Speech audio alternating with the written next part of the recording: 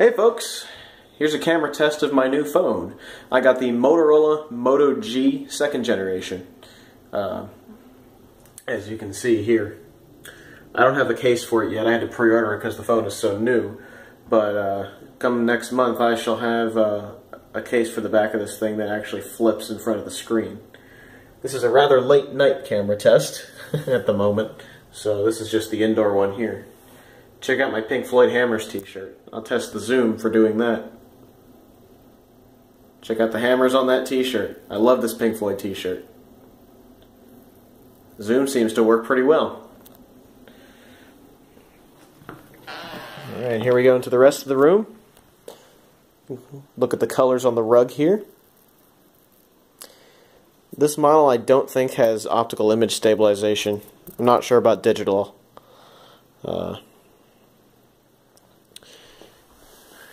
There's the OtterBox case for my old phone. And a bunch of SIM adapters. I actually had to use a SIM adapter for this phone in particular because the iPhone 5S I used to have, or used to use, has uses nano SIMs. So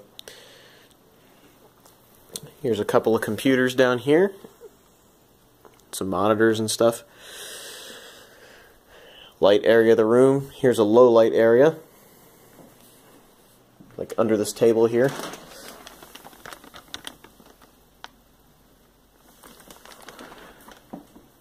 The camera does have an LED light on it. Let's see if I can turn that on. The LED to turn on. Let's try this under this this spaghetti here. Oh, the LED does a pretty good job of illuminating everything under here. Nice. Does a good job of illuminating the Xboxes over here. LED light does a pretty good job. That's nice. There's the routers and my switch and everything. There's a dark corner. There's all my Xbox games. Yeah, cool stuff.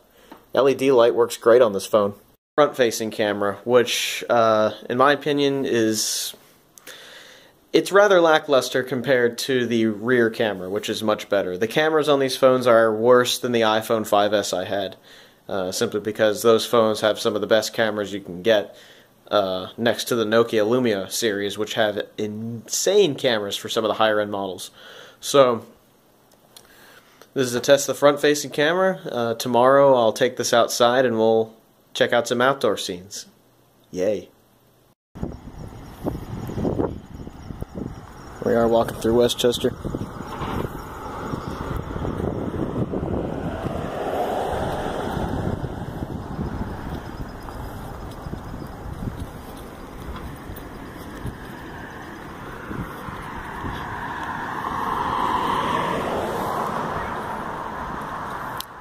This is not how to box. It even has its own firehouse. America! Alright, this is take 2 of the camera test, because the first time, my finger was in the way the whole time, and that's entirely unprofessional. So, let's redo this, shall we? So, it's actually a nice day today for doing camera testing, unlike the last couple of times where it's been really crappy and cloudy out. So, let's check out the backyard and take a look at some color. Since it is either close to or autumn at the moment, we got a pumpkin. We also have some lettuce plants and stuff. I'm not the best at botany, so if I sound like an idiot, so be it. The most peaceful frog ever. There's the herb garden. And some really, really vibrant pepper plants here. Look at that. It's nice. I'm trying to be really conscious of not getting my finger in the way because I'm not used to the camera being in the middle of the phone as opposed to up towards the one side like it is on the iPhones.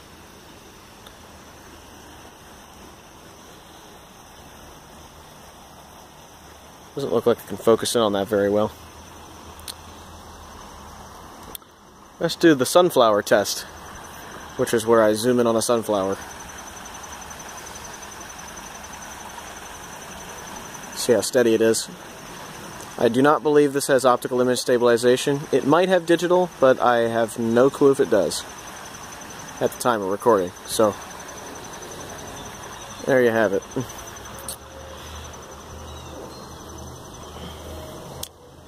So let's check out more of the backyard. Going down the usual path here to the pond. There's some nice color with the flowers and stuff. It's the fall, so things aren't as vibrant as they... oh, I'm sorry, autumn. It is the autumn, so... Let's start another argument in the comments down about fall or autumn, right? But either way, it is past winter, so the colors are starting to fade away a little bit.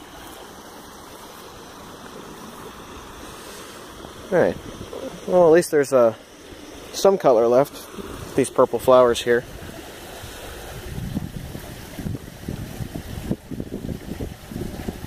I don't know if I can get that to focus or not. It's kind of hard to see the screen, actually, when it's this bright out. Here's the pond, looking very green right now. Look at all that algae and stuff.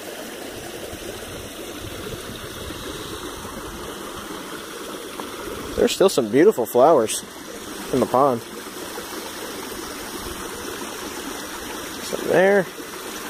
One up there. Looks pretty good to me.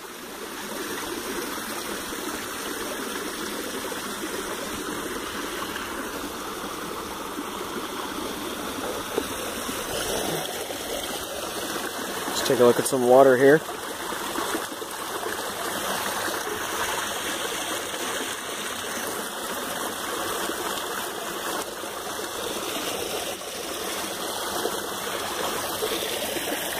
I like the camera on this phone. Having watched back the video before I had to reshoot this, the video quality is excellent. I don't have my finger in the way, do I? No, I don't. The video quality seems excellent for the price. This is a $180 phone, and the video quality for that is fantastic. It may only be 720p, but that 720p video is pretty darn good looking. You get two modes on this camera. You get 720p and you get slow motion 720p, which I think just means it's 60 frames a second or something like that. I haven't really looked into the details too much because this is just a this test is really just to see how it looks and how good the audio is. I can tell you the audio is fantastic for video on this phone. So if you need to whip this out and do a video real quick, and you know, let's say your camera dies, this phone is definitely good enough for that. And for the fraction of what my iPhone costs, this is fantastic. $180, this kind of video out of a phone. I think Motorola hit it out of the park with a mid-range budget phone here. I really like the camera on it. I like everything else about it as well. So, that's been a camera test. So, let's head back inside. Here's the box the phone came in. It's just a nice sort of Apple-esque looking box. Nothing all that unusual. Here's the thing that surprised me though. It comes with this, it comes with documentation, it comes with the charging cable. The charging cable is just a regular USB cable like you'd find on Kindles and other Android tablets. But the power cable is hardwired in. It's not a USB adapter like most of these are. Motorola, what the hell were you thinking? Don't do that. Because I don't want to have to go out and buy a cable. That's hidden costs. I don't like that, but I guess for a phone this price, that's where they have to cut corners. I still think this is stupid. They should just give you a USB cable and a little adapter. But yeah, that's a test of the camera and a little bit of commentary on what I think about the packaging and what you get with it. I like the phone so far. Camera seems nice, so there you have it, folks. That's a camera test of the Moto G 2nd generation.